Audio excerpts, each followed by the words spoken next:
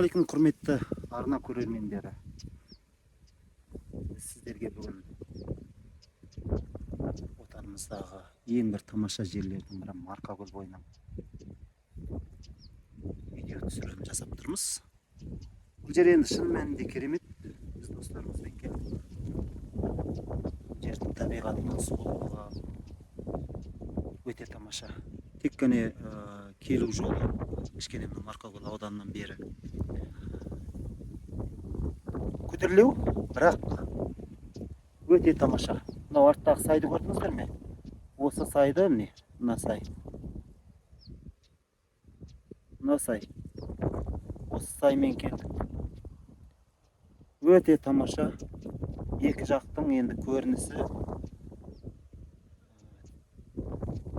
ғаламтордан көретін Швейцариядан кем емес. Біз кейде барымызды бағаламай жатамыз ғой. Bir жағынан ойладық, жаңа шағын жол ғой, асфальт жоқ. Сол шағын жолдың тұрғанында жақсы мекен деп, натура күйінде, табиғи күйінде қалады. Міне Марқакөл, мынау Ранқай деген шағын ауыл.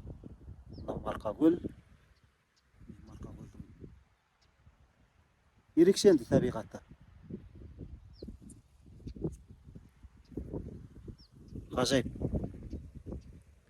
Бұл жерде енді гүл шөптердің енді сан түрі бар. Мына беткей. Мына беткей, бірақ гүл шөп неше түрі кездеседі. Тіпті кейбір халықтар, кейбір елдерде егіп шығара алмайтын гүл шөптің түрлері бізде далалық жерде жабай өседі ғой. Жол бойында да неше түрлі гүлдерді, шөптерді, өсімдіктерді көріп келе жатырмыз. Өте тамаша. Міне қараңыздаршы.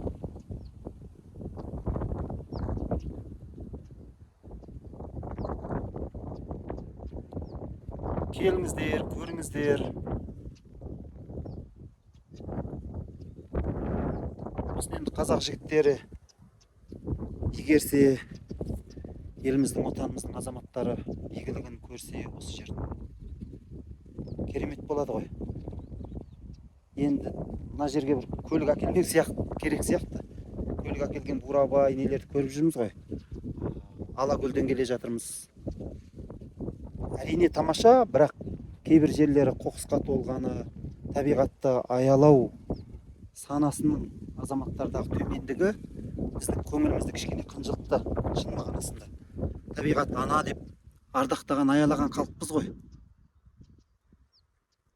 Сондықтан мына жер енді бұл жерден ондайды байқаған жоқпыз. Тек анау көлдің бойында бір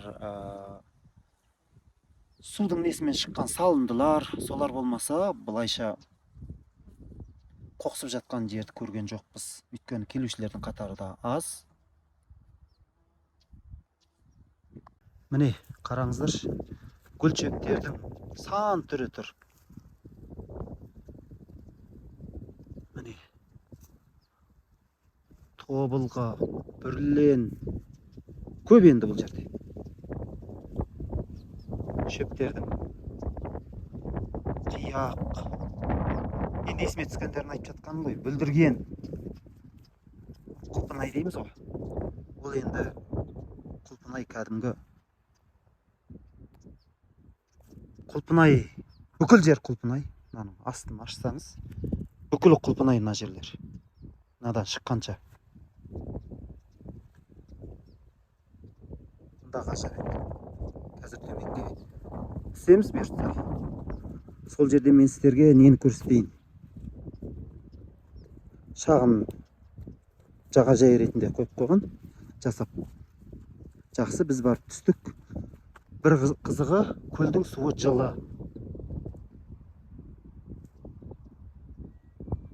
Таудың салқын лебі бар, міне осы тұрғанның өзінде. Міне мына беткейлерді қараңызшы. Сосын бағана тошала көрдік біз жемістерден. Енді көбін танымай жатырмыз ғой. Мысалы мына тұрған тобылғы, міне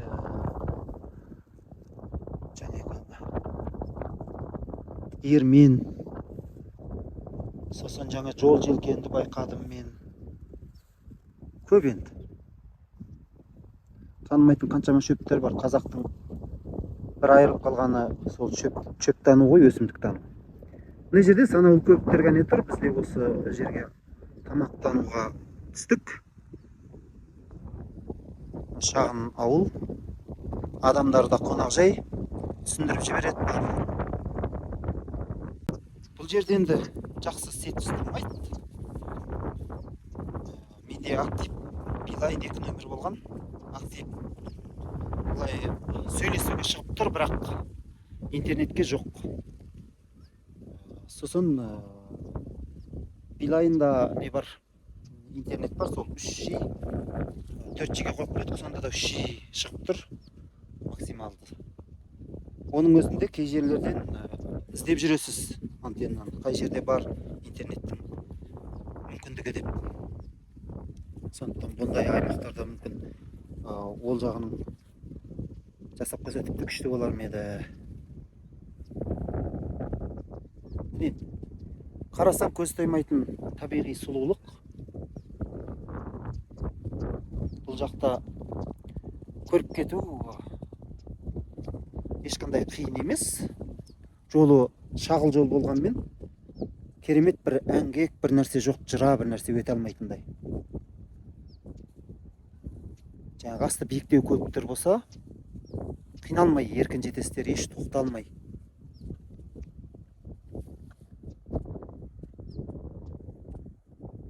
Бұл жерге келушілер міндетті түрде бір қабат киім ала жүргені жөн болады екен. Өйткені енді тау ғой.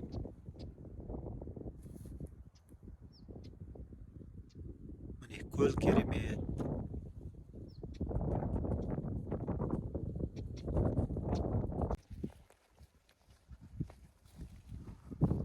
Оралымның барында ойнада гүл деген бір сөз болушы еді ғой.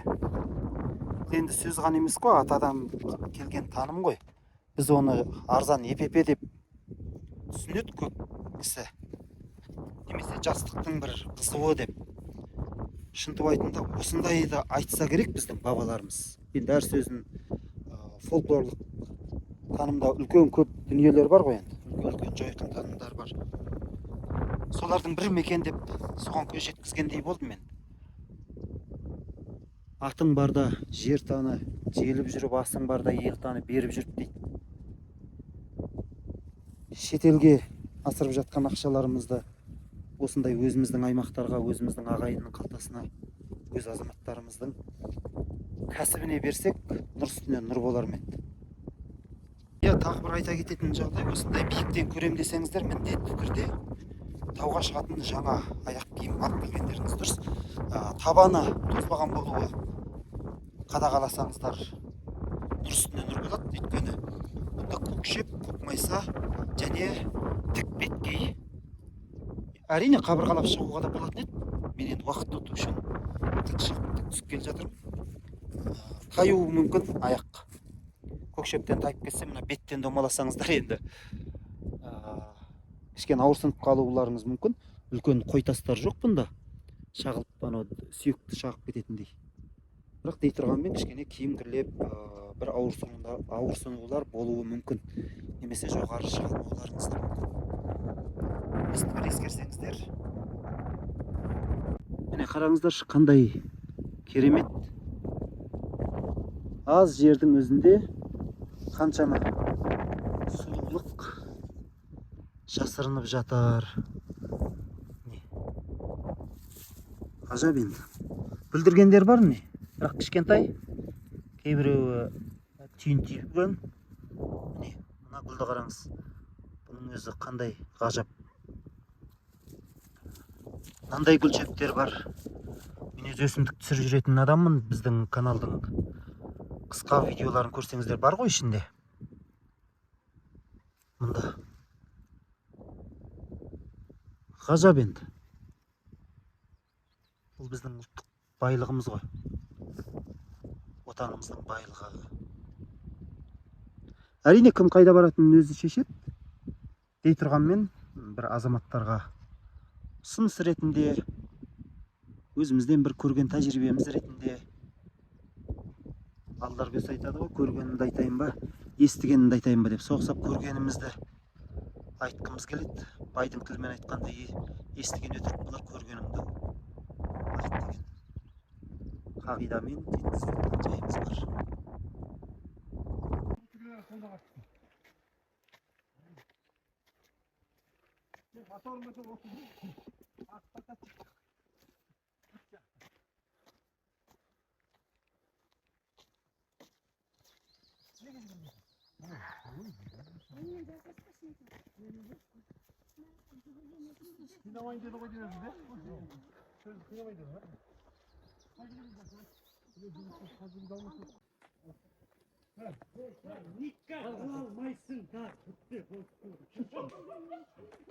Hani kol arşıkta.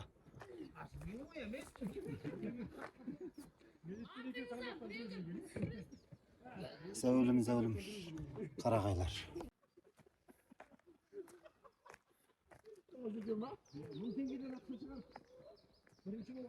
Keremet. Ormanın tabiatı. Sansıған қар орман, қарағай.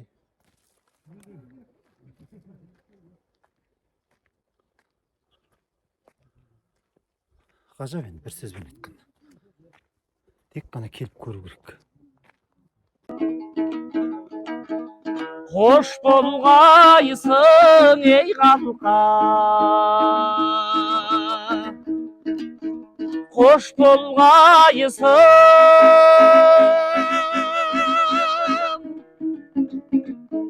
boz jorganın şılbırın, boz salgaysın іңкәржән ақ еркек яман Ağlың şalğay кеткенде беу қарағым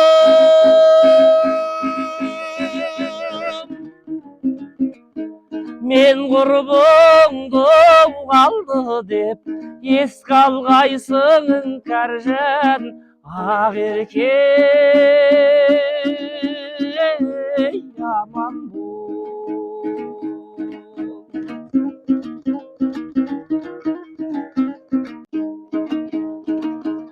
Oynap kölgün жеріңде сұңқар қалдым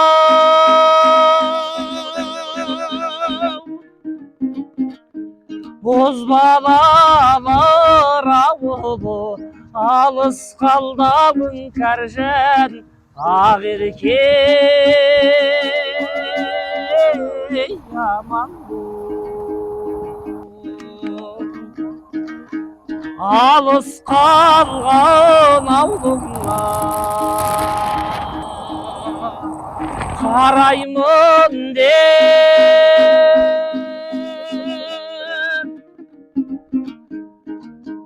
қаршығадай қайрылып мойным талдап іңкәржән ақ еркек яман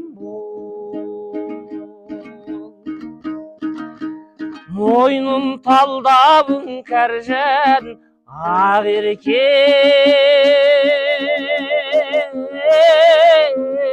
яман